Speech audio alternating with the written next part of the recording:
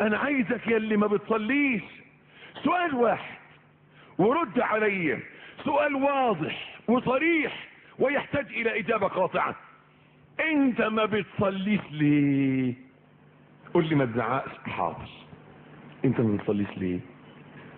ها؟ يمكن يكون عندك كبر. عندك كبر مش عايز تحط دماغك في الارض لربنا. ها؟ عندك كبر مش عايز تقف بين ايدين ربنا وتحط ايديك على صدرك. لا، لو كبر على الله لا لا لا لا لا لا لا، انا اعيذك بالله من هذا.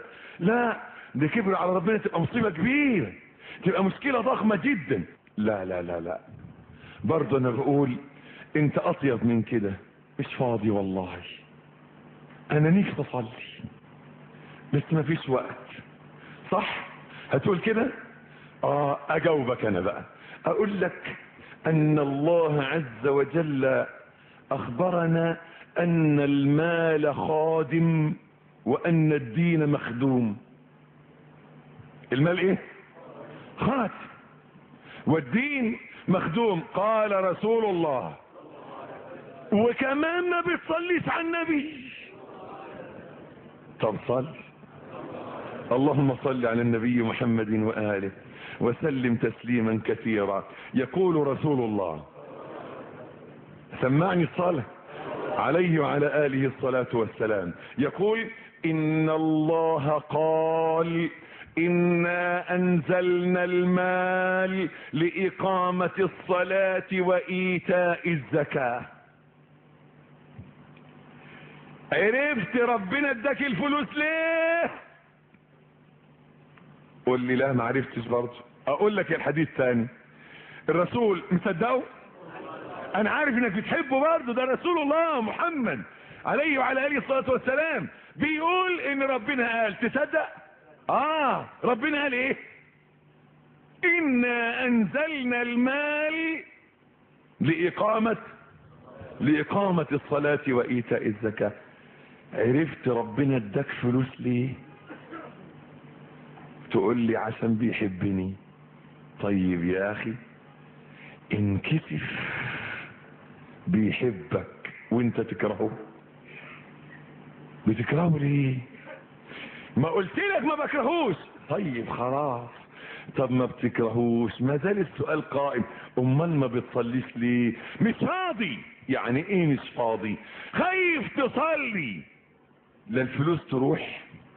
لا يا ابني لا، الذي اشتغل بالدنيا عن الصلاة المفروضة يدخل في قول الله تعالى بل تؤثرون الحياة الدنيا والآخرة خير وأبقى. واحد يقول يا عم الشيخ انت بتقول في ايه؟ بس القضية مش قضية ان انا اقلع الجزمة ولا بتاع. لا، انا نفسي اصلي وبحب الصلاة، بس المشكلة ان الصلاة تقيلة عليا.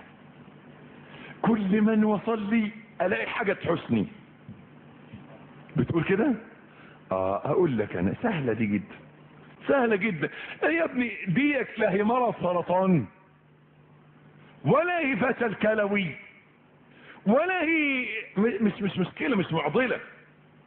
دي بسيطة، لكن خطرها اكتر من الفشل الكلوي واخطر من السرطان، لان ترك الصلاة يدخل جهنم والعياذ بالله. بتقول ان الصلاة تقيلة عليك، يخففها عليك انك تعرف ان انت عبد. ان انت ايه؟ عبد. قل لي تاني عبد. ما قلت لك انا حر؟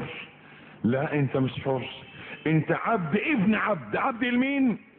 لله مش لحد. وعمرك ما هتبقى حر الا لما تصلي. تبقى حر مما سوى الله، تبقى عبد لمين؟ لله بس.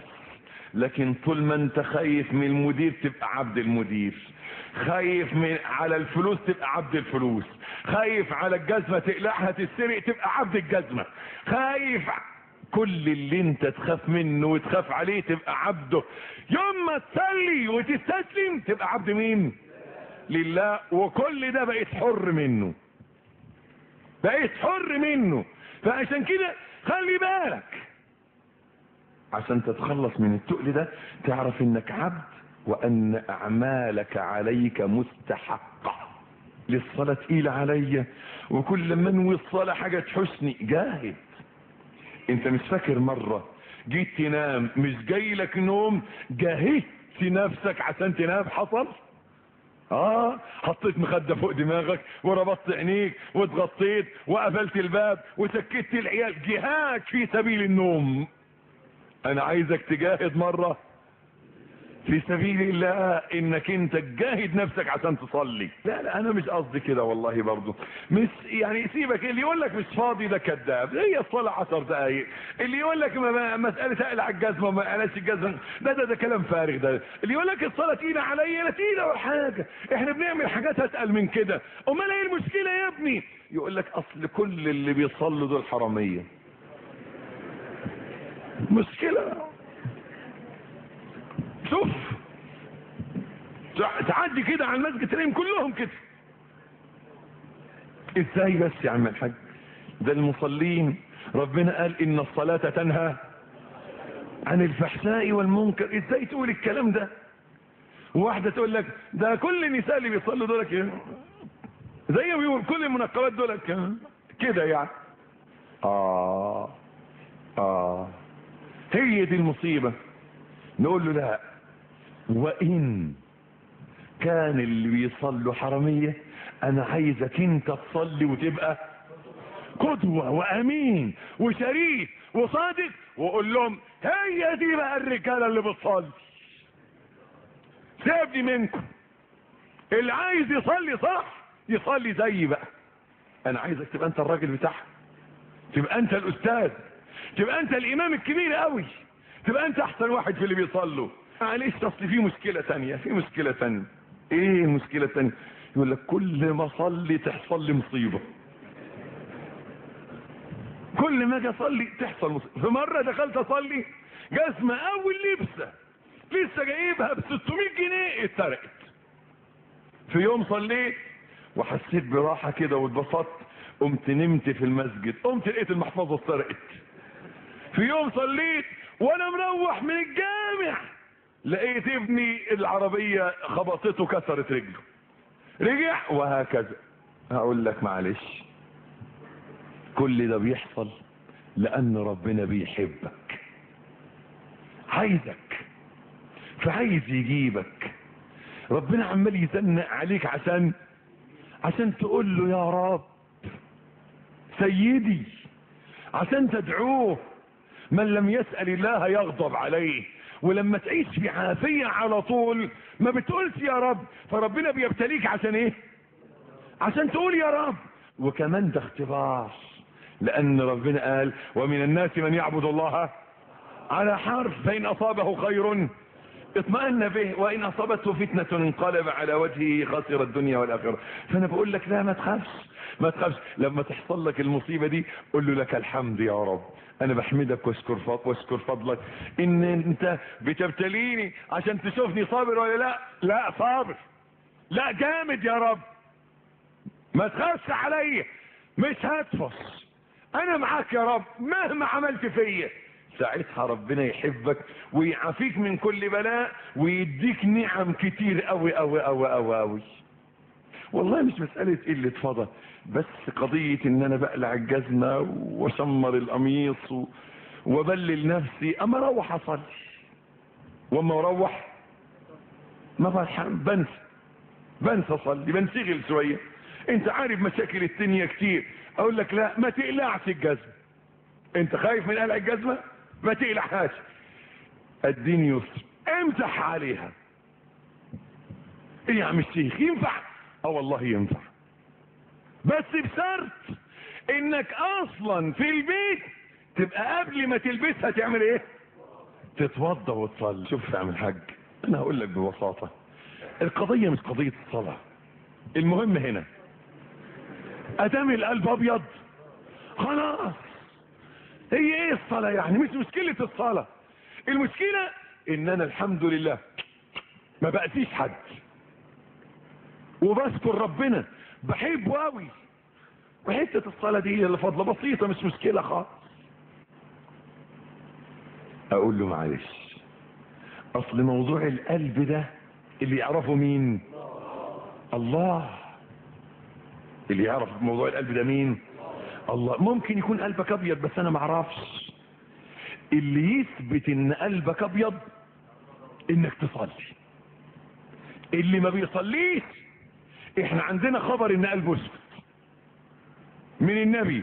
فانا مش عارف بقى صراحة انت اصدق ولا النبي؟ انا ما اعرفش انت اصدق ولا النبي. انا بسأله لك، لكن انا عارف يقينا ان النبي اصدق منك ومن عصر زيك. وما ينطقه عن الهوى. وهو اخبرنا ان بين العبد وبين الشرك والكفر ترك الصلاة. ومش ممكن واحد يبقى كافر وقلبه ابيض، لا يمكن، لا يمكن. فما تقوليش بقى قلبي ابيض. اذا انت قلت لي قلبي ابيض وبتحب الناس وما بتأذيش حد وبتحب ربنا، طب ما بتصليش ليه؟ تقول لي مش مهمة، تبقى غلطت في حق ربنا. يبقى انت بتقول على ربنا انه بيقول على حاجات مش مهمة. ايه رأيك بقى لو المدير بتاعك في الشغل قال لك شيل المكتب ده من هنا حطه هنا، جه لقاك قاعد زي ما انت قلت له، بيقول لك ما شلتوش ليه؟ تقول له ايه؟ تقول له مش مهم. يقول لك ايه؟ طب روح بقى عند امك. هيقول لك كده. ده انت بتقول على كلامي مش مهم. ازاي تقول على كلام ربنا واقيموا الصلاة واتوا الزكاة، تقول على كلام ربنا مش مهم؟ تكفر. عشان كده كان جزاء تارك الصلاة انه ايه؟ كافر. دي مشكلة، مصيبة كبيرة. فعشان كده بقول لك لما تقول لي المهم القلب، لو قلبك سليم تعمل ايه؟ صلي. وتعالى نجرب. اصلا انا بعمل ذنوب تقيلة، فلما بطل الذنوب دي ابقى ايه؟ ابقى اصلي. ليه لا؟ صلي وربنا يوفقك انك تتوب. انت لو كنت مفكر انك تقدر تتوب بنفسك تبقى عبيط يا ابني. انت عمرك ما هتقدر تتوب الا لما ربنا ياخد بايدك عشان تتوب. لا استطيع حبك وانت تكره الله.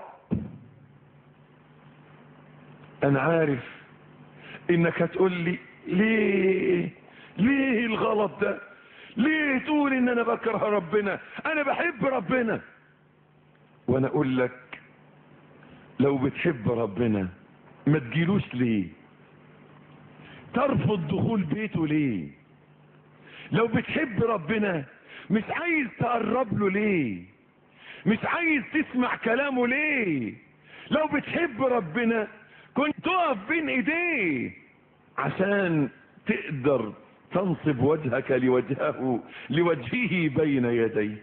لا يتصور ابدا مسلم لا يصلي الا امرأة حائض او نفساء. خلاص انا ماليش دعوة، انا جبت من الاخر. مفيش مسلم ما بيصليش الا مين؟ امرأة حائض او انت ايه اخبارك؟ انا بسأل، انا ما قصديش ازعلك، انا حريص ان احبك، لكن بسألك هي حاجة من اتنين، امرأة حائض او نفساء دول ايه؟ ما يصلوش. لكن مسلم وما بيصليش ما تنفعش. لا لا لا لا ما تحاولش. هو انت مكبر العملية كده ليه؟ حاسب علينا شوي، حاسب علينا شوي. اصلا انا صراحة حاسس ان صلاتي مش مقبولة. اصلي كده وحاسس ان ربنا مش هيقبل مني الصلاة. اقول له لا لا لا لا لا، بالعكس. ده الرسول، ده ربنا سبحانه وتعالى بيقول ايه؟ انا عند ظن عبدي بي. انا ايه؟ عند ظن عبدي بي فليظن عبدي ما شاء. انت بس انت ابدأ وايه؟ وصلي وربنا هياخد بايدك. لما بصلي بسرح اقول لك لا صلي برضه ايه؟ صلي واسرح وجاهد انك ما تسرحش، واستعين بالله وربنا يعينك ويوفقك ويجعلك تصلي من غير ما تسرح ان شاء الله. انت ما بتصليش ليه؟ شفت؟ سمعت كلامك اهو، ما بزعقش. عارف انا ما بصليش ليه؟ عشان انا بكره السنية. اقول لك لو انت بتصلي للسنية ما تصليش. انت بتصلي لمين؟ ربك يا اخي، ربك الهك اللي خلقك، مالكش دعوة بالناس. عارف يا اللي ما بتصليش، لو قالوا لك تعالى في سهرة الليلة دي في بيت محمود الخطيب، تروح في سهرة الليلة دي عشان تقابل محمد هنيدي، تروح تقعد معاه وتتكلم معاه، تروح. عارف اللي ما بتصليش، لو قالوا لك في احدى الليلة دي تعالى عشان تقعد في بيت عمرو دياب، تروح تقعد معاه، يعني تروح مع حسام حسن لعيب الكورة، تروح جاري. طيب مع الوزير الفلاني، تروح تقعد معاه، تروح. طيب تقعد معاه وتتكلم معاه ويقولوا لك يلا عشان نمشي، تقول ايه؟ سيبونا قاعدين شويه، صح كده؟ طب احنا بنقول لك في النهارده ربنا عزمك في بيته انك تيجي تتكلم معاه شويه. مع مين؟ مش ممكن. مع مين؟ مع الله ملك الملوك الكبير المتعالي مالك الكون والملكوت. الله. اجي ربنا ده ناجي على وشي، ده ناجي تحت، اروح وقطعوني بعديها، بس قابل ربنا. دي بسيطة خالص. تتوضى وترفع ايدك كده وتقول الله اكبر، تبقى واقف قدام ربنا، تقول الحمد لله رب العالمين. يوم ربك يقول لك حمدني عبدي، تقول الرحمن الرحيم. يقوم ربك يرد عليك يقول مجدني عبدي، تقول مالك يوم الدين. يقوم ربنا يقول لك اثنى علي عبدي. يا في امتع من كده، في ألذ من كده، في اعظم من كده، في ابهى من كده، في اجل من كده. طب ما هصلي من بكره. دي برضه حجة واحد تاني، لما تقول له صلي يقول لك ان شاء الله هصلي من يوم الجمعة. صلي يقول لك هبدأ من اول رمضان. صلي. طب ايه رأيك لو مت قبل الجمعة؟ يقول لك اموت بنية صالحة، ربنا عارف نيتي ان انا ناوي اصلي. اقول لك النية الصالحة لا تصلح العمل الفاسد، رغم ان النية الفاسدة تفسد العمل الصالح. يبقى النية الفاسدة ايه؟ تفسد العمل الصالح، لكن النية الصالحة لا تصلح العمل الفاسد. يعني لما واحد يبص لواحدة متبرجة يقول انا بأتأمل في جميل خلق الله، ببص لها عشان اقول سبحان الخلاق. ينفع كده؟ ما ينفعش، يبقى زاني، تبقى العين ايه؟ زانية. وانا خاف اللي يعمل كده انه يكفر، لان ده استهزاء. ما ينفعش. فتقول لي انا ناوي اصلي، ناوي التحي، ناوي اتصدق، ناوي احمل، ده كل دي مش نية، دي امنية. واصحاب الاماني في جهنم. سلم يا رب سلم. النية ان يتبعها عمل. خايف عليك، حزين عليك، الحق نفسك، الحق وتعال اقف بين ايدين ربك. رافض انك تيجي لربنا ليه؟ رافض انك انت تدخل بيته ليه؟ عمل فيك ايه وحش؟ زعلك في ايه؟ اذاك في ايه؟ ده انت كل ذرة في جسمك منه، وكل ما تملكه في حياتك منه، وكل عشتك بإذنه. ليه بتفر منه؟ ليه بتكرهه؟ ليه مش عايزه؟ ليه بتبعد عنه؟ ليه مش عايز تقف قدامه وهو كل يوم يقول لك تعالى، حي على الصلاة، حي على الفلاح؟ ليه مصر تبقى خايب؟ ليه مصمم تبقى خسران؟ ليه مش عايز تقرب لربك؟ رافض ليه؟ بعيد ليه؟ مش عايزه ليه؟ مش محتاج حاجة منه؟ يا ابني ده انت وحياتك في ايده، يدمرك، يضيعك، يخسف بك الارض، ياخدك، واما تقف بين ايديه ويقول لك عبدي دعوتك الى بيتي فلم رفضت ان تلبي. لما يقول لك عبدي امرتك بالصلاة ما صليتليش ليه؟